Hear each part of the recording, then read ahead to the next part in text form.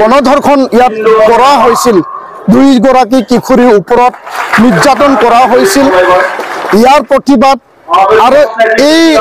ঘটনা হুদিবলৈ যাওঁতে 5 মে তাৰিখে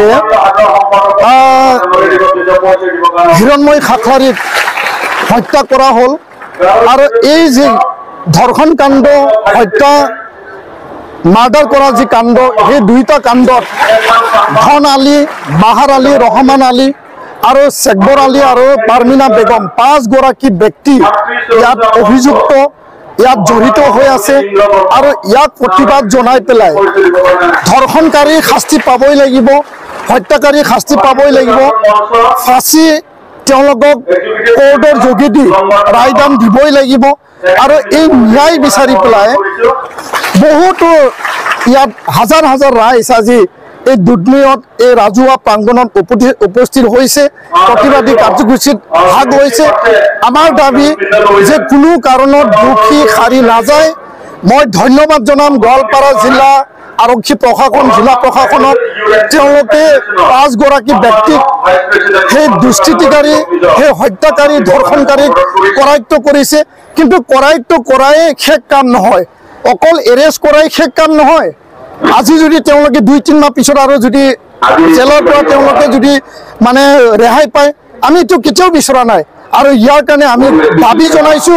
ধৰ্ষণকাৰী শাস্তি পাবই লাগিব কঠোৰৰ পৰা কঠোৰ শাস্তি হত্যাকাৰী ফাঁচি হ'বই লাগিব আৰু হত্যাকাৰী আৰু ধৰ্ষণকাৰী একেই মানুহে সেই 5 গৰাকী ব্যক্তিয়ে তো ইয়াৰ কাৰণে আমি আজি এই প্ৰতিবাদী কাৰ্যসূচীৰ যোগেদি অসমৰ মাননীয় মুখ্যমন্ত্ৰী ডাঙৰীয়া ডিজিপি ডাঙৰীয়া মুখ্য সচিব ডাঙৰীয়াক আমি আহ্বান জনাইছো যে ফাষ্ট ট্ৰেক কোৰ্টৰ যোগেদি যিসকল হত্যাকাৰী আৰু ধৰ্ষণকাৰী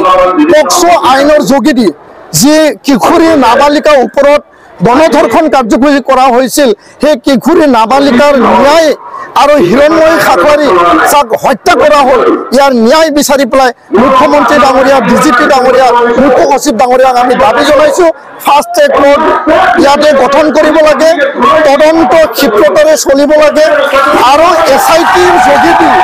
ফাষ্ট ট্ৰেক কোৰ্টৰ যোগেদি তেওঁলোকক শাস্তি বিহিব লাগে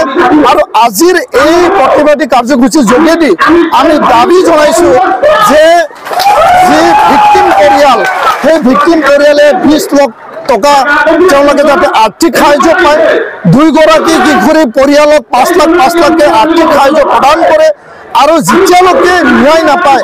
নিখিল বড়ো ছাত্ৰ সন্থা আন জাতীয় দল সংগঠনে আমি তীব্ৰ গণতান্ত্ৰিক অবিৰত আন্দোলন আমি চলাই যাম আৰু আমি অবিৰত ইয়াত হাংগাৰ ষ্ট্ৰাইক অনশন বহিবলৈ আমি বাধ্য হ'ম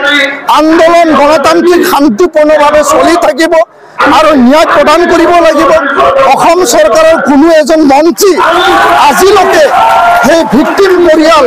তেওঁলোকৰ ঘৰত অহা নাই খা খবৰ লোৱা নাই অসম চৰকাৰ আজিলৈকে এটাও এই যি ধৰ্ষণ কাণ্ড এই হত্যাকাণ্ডৰ ওপৰত মাত মাতা নাই আমি দুখ পাইছো আমি দুখ প্ৰকাশ কৰিছো সৰকাৰখনে যদি দায়বদ্ধতা আছে খিলঞ্জীয়াৰ ওপৰত যদি দায়বদ্ধতা আছে সৰকাৰে নিশ্চয়